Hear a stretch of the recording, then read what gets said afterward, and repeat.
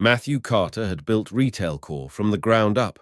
What began as a modest convenience store in a sleepy neighborhood outside Columbus had over 35 years transformed into a national chain of retail locations known for their clean layouts, competitive pricing, and employee-first culture. But lately, something had changed. The numbers on paper still looked fine, sales were steady, customer reviews were positive, but the internal reports told a different story. Turnover rates were climbing. Store morale scores had dipped, especially in urban locations, and employees were reporting a sense of disconnection, of not being seen or valued. For Matthew, now 61 and semi-retired from daily operations, it wasn't about quarterly growth anymore. It was about legacy, and legacy, he knew, wasn't measured in profits. It was measured in people. That's why, without a press release or boardroom approval, he trimmed his salt and pepper hair, ditched the tailored suits, and quietly signed up as Mark, a new warehouse trainee assigned to store number 24 in downtown Cleveland, one of the chain's most underperforming branches. His first day was like stepping into a machine that had long lost its rhythm. The store buzzed with noise but lacked direction. The front-end team moved fast, but not well. Supervisors barked orders with no follow-up, and no one seemed particularly engaged. In the stockroom, the energy wasn't much better. Pallets were stacked haphazardly. Deliveries sat unopened past their timestamps. Everyone was moving, but few were communicating. It was here, amid the clatter of box cutters and the hum of outdated fluorescent lights, that Matthew noticed something, or rather, someone. A young man in his 20s with sandy hair, thick-framed glasses, and a grey hoodie moved quietly along the back aisles. He didn't speak, not once, but his every action was clean, intentional, and consistent. He aligned labels without being asked, grouped products with near-surgical precision, and worked straight through breaks without pause. Matthew watched as other employees breezed past him, some barely noticing, others muttering dismissive comments under their breath. A team lead cracked a joke about needing subtitles just to talk to the guy. No one laughed, but no one corrected it either. The young man's name tag read Ethan, and if Matthew hadn't been watching closely, he might have overlooked him too. But there was something about Ethan's quiet consistency that demanded attention, not through noise, but through presence. Unlike others who scrambled from task to task, Ethan seemed to operate on a different frequency. He didn't need checklists or reminders. His hands moved instinctively, knowing where every item went before even confirming the SKU. His awareness of space placement and sequence was unlike anything Matthew had seen. It was like watching a symphony conductor work in complete silence, every motion carrying meaning, every placement speaking a language no one else seemed fluent in. But what struck Matthew most wasn't the silence itself. It was how invisible Ethan had become within it. No praise, no eye contact, not even basic human acknowledgement. Just a cog in the machine that no one had bothered to oil or examine. By the middle of the second day, Matthew had begun to shift his focus entirely.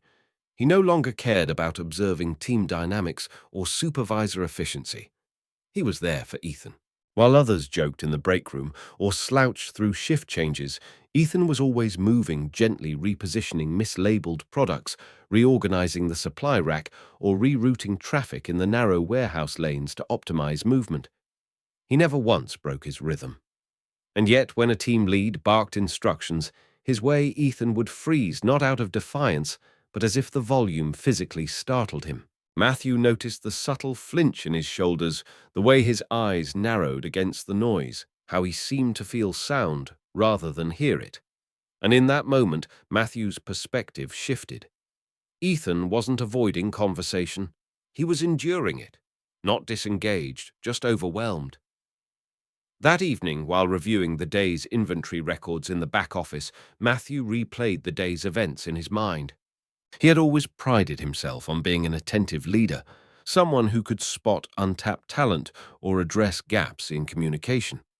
But somehow Ethan had slipped through the cracks, not because he lacked value, but because his value wasn't expressed in the traditional way.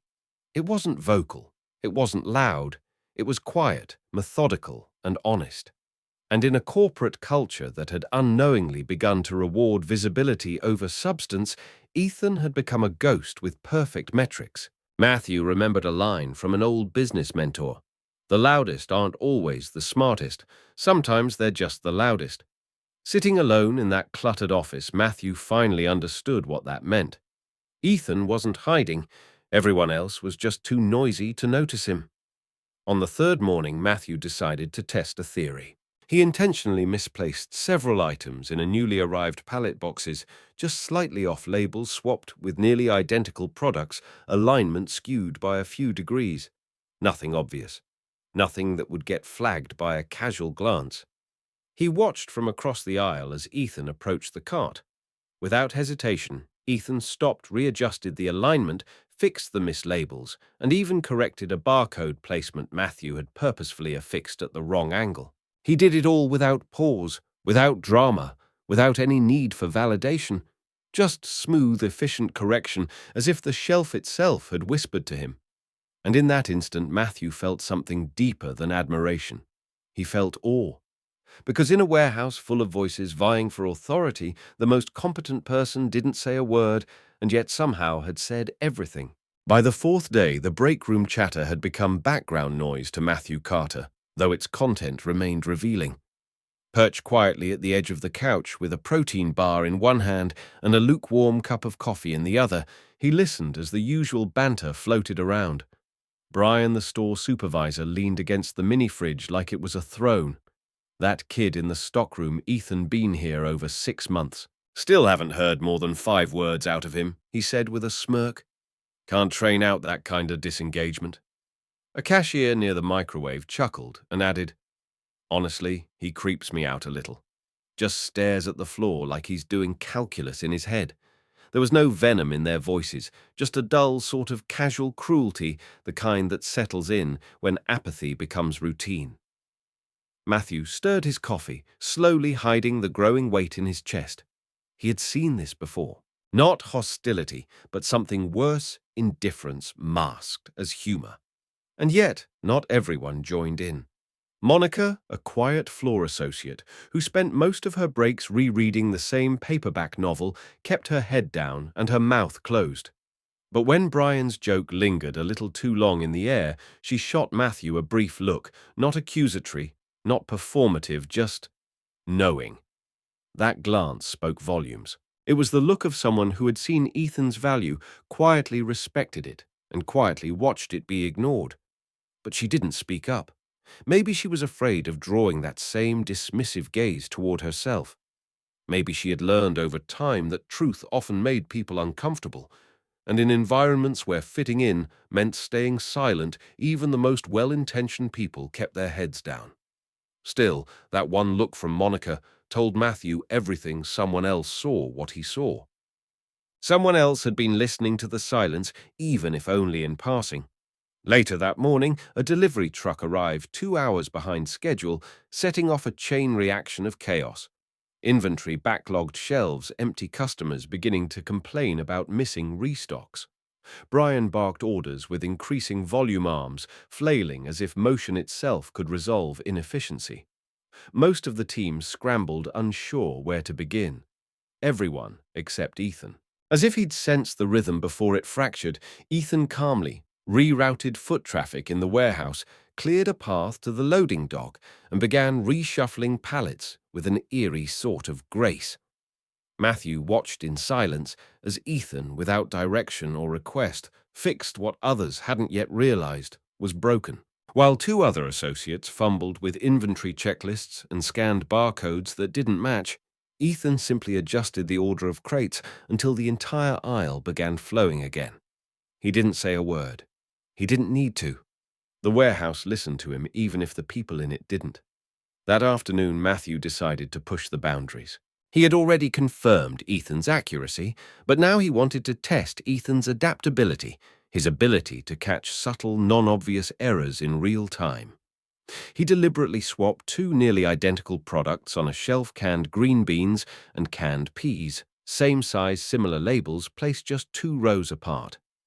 Then he moved several boxes on a fresh pallet, just barely out of sequence, nothing that would raise suspicion in a routine glance, but enough to throw off a perfect system. From a distance, he watched. Ethan approached with his usual quiet. Calm scanned the area, paused, and without even blinking began to realign the errors. No dramatic reactions, no grumbling or pride, just smooth, precise correction. He even pressed down a peeling label on the last box, like sealing the final detail of an unspoken sentence. Matthew was stunned, not by the correction, but by the confidence behind it, an invisible blueprint guiding every movement. By the time the afternoon shift rolled in, Matthew had seen enough to understand that Ethan wasn't just a competent employee, he was gifted. Not in a flashy resume-building way, in a quiet, instinctual way that most training manuals couldn't teach. But what struck Matthew the most wasn't Ethan's skill. It was the absolute contrast between his brilliance and the way he was perceived. Brian and others still talked about him like he was a liability. And yet Matthew now realized Ethan had likely corrected hundreds of their errors over the months without ever taking credit, never asking for recognition. He simply fixed things, quietly, repeatedly, without needing to be seen. And in doing so, he had become invisible in the worst way, valued by no one, despite adding value to everything. That evening, as the sun dipped behind the parking lot and shadows grew long across the store's tiled floor, Matthew stood just outside the stockroom and watched Ethan for a few more minutes. The young man was aligning shelf tags, now adjusting them by millimeters, ensuring each barcode faced outward without a single smudge or tear. It was objectively overkill. No one else would notice. But Ethan did. And something about that precision, that care without audience, moved Matthew more than any sales pitch or team huddle ever could. He finally stepped forward, stood beside Ethan, and softly said, "That's good work." Ethan didn't flinch, didn't look up. But after a moment he handed Matthew a barcode scanner and silently pointed toward the tally sheet. 2 taps on one line. Matthew followed the taps. He had miscounted. Not Ethan, not the silent one, not the invisible one. The most fluent communicator in the store had never needed to speak because he had already been speaking the entire time. The rest of them had simply never learned how to listen.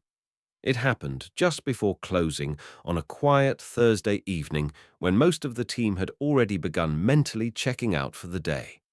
The store's ambient noise had settled into a kind of tired hum, register beeps, dull conversations at the front counter, the occasional squeak of a pallet jack. Matthew was tidying up the receiving area when he felt a soft presence beside him. It was Ethan.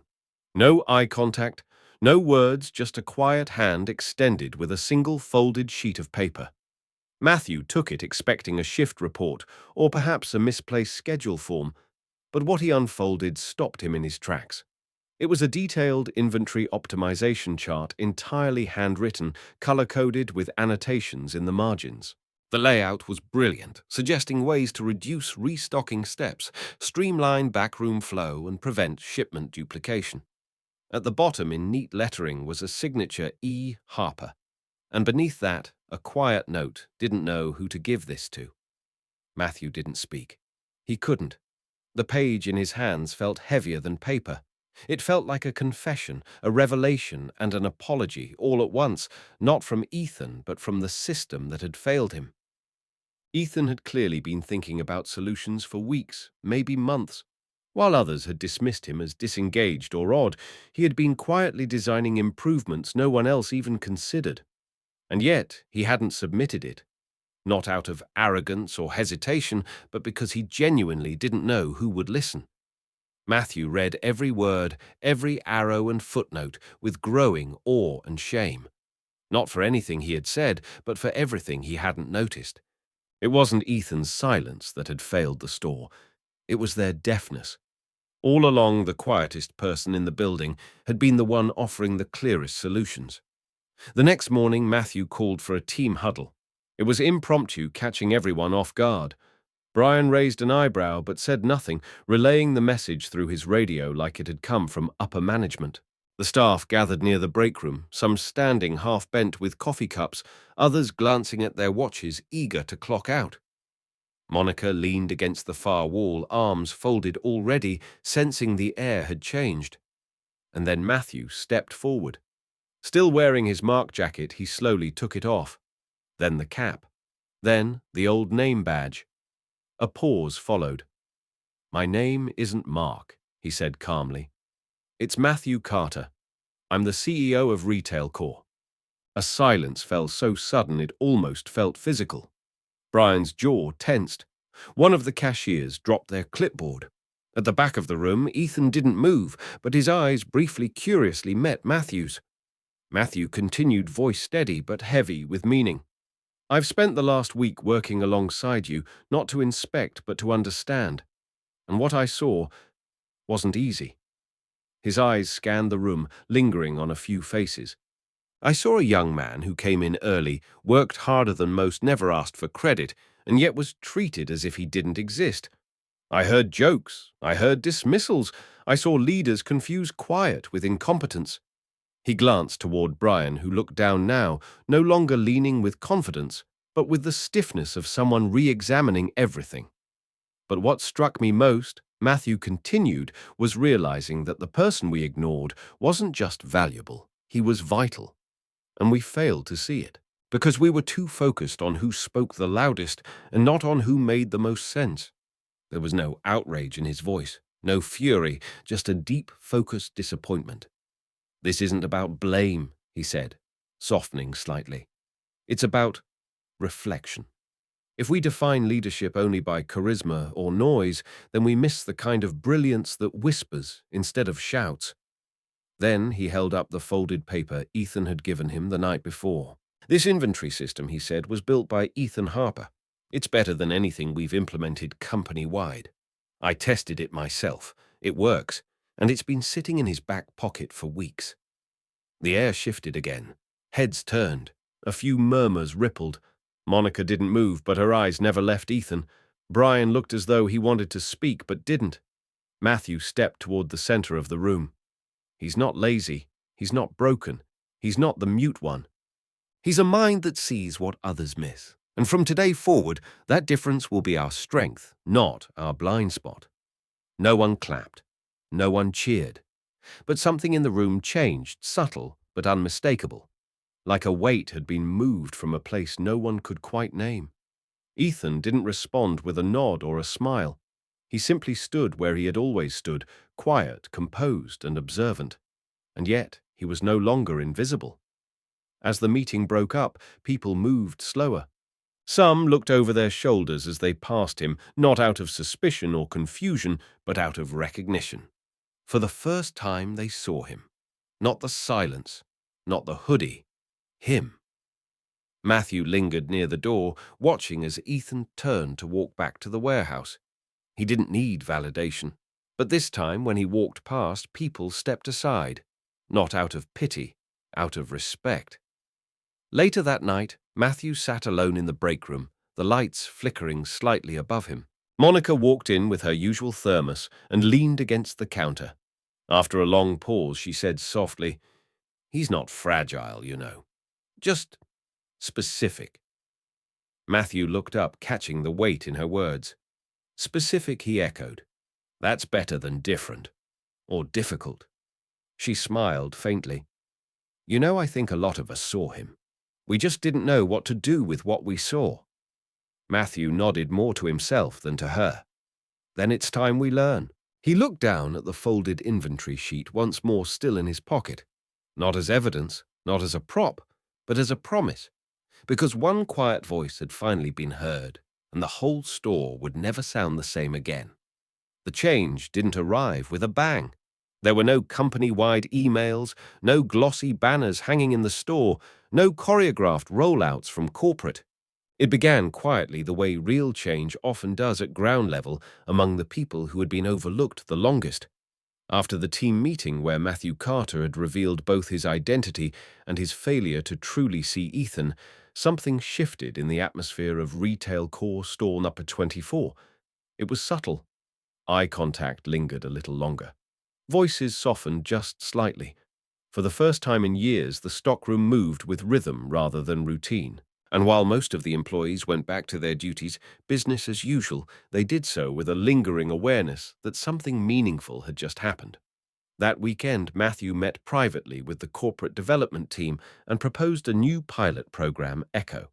Its mission was simple: identify, empower, and equip employees who communicate or process the world differently, not as a side project, not as charity, as part of the company's future.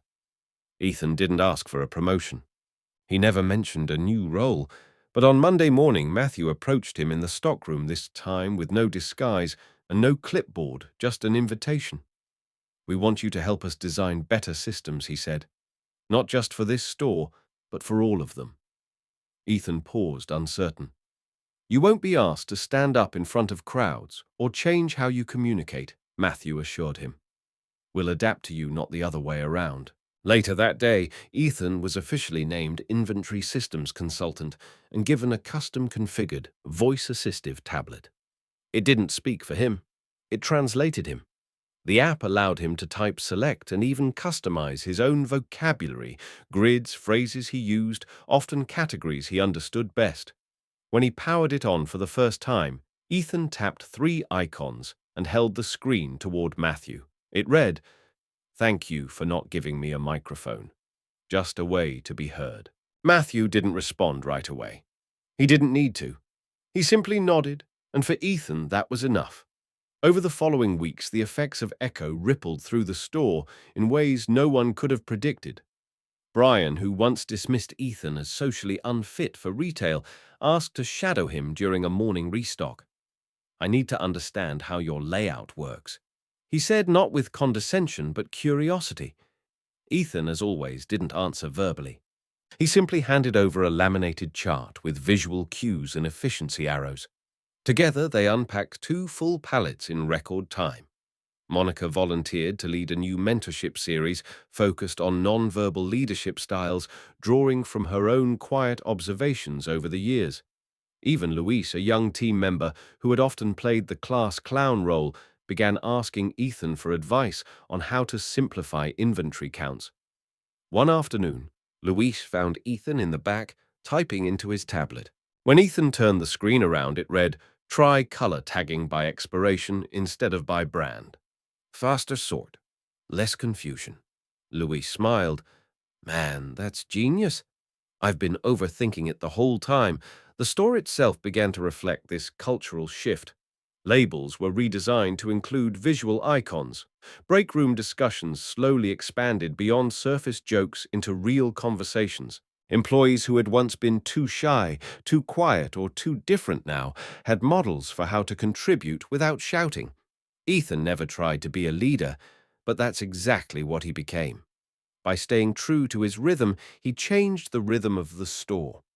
Brian rewrote parts of the onboarding process with Ethan's input, including a section called Alternate Communication Preferences.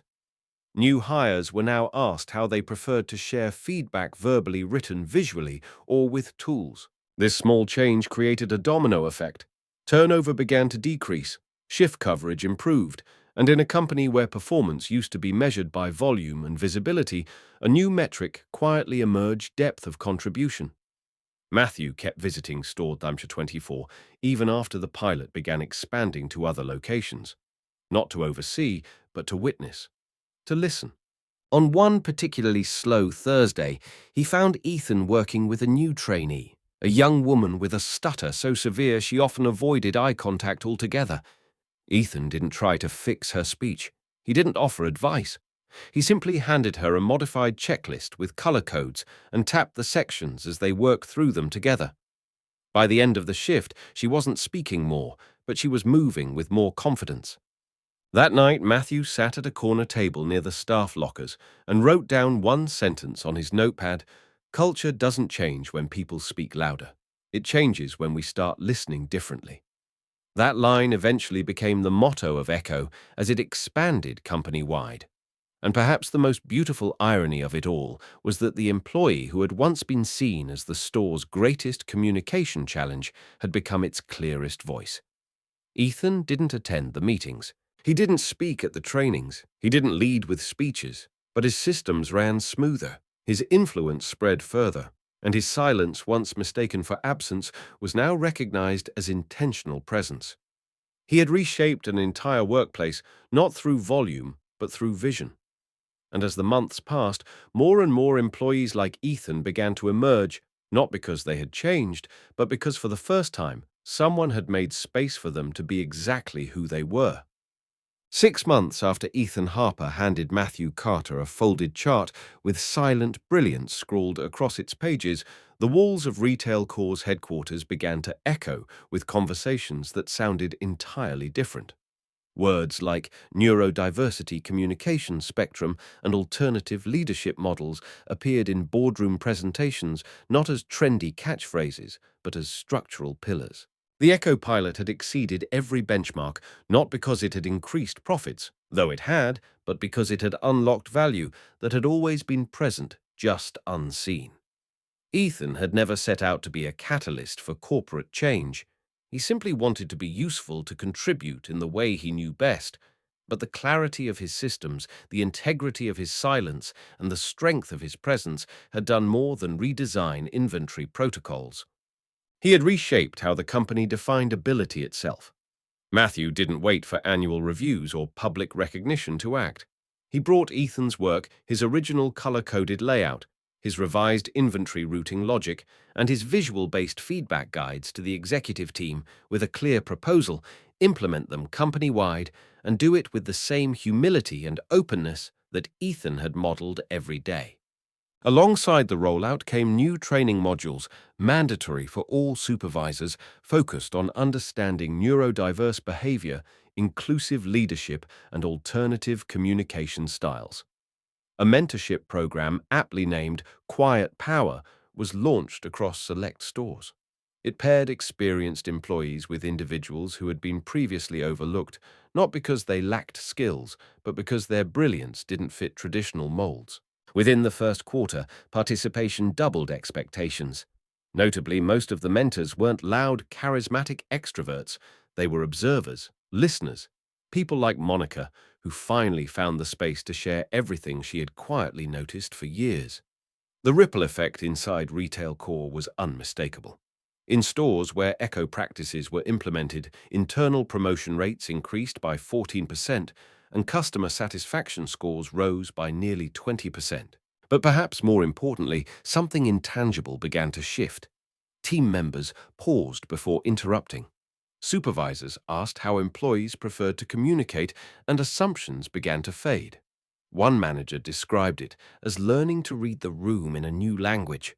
Another wrote in a feedback survey, "I used to lead by making sure I was heard. Now I lead by making sure someone else is." These weren't just culture shifts, they were perspective shifts. Ethan had introduced a quieter frequency into a world tuned too often to volume, and now for the first time people were listening with intent. The most visible acknowledgement came not in a corporate memo or social media post, but in a single metal plaque mounted near the front desk of store number 24.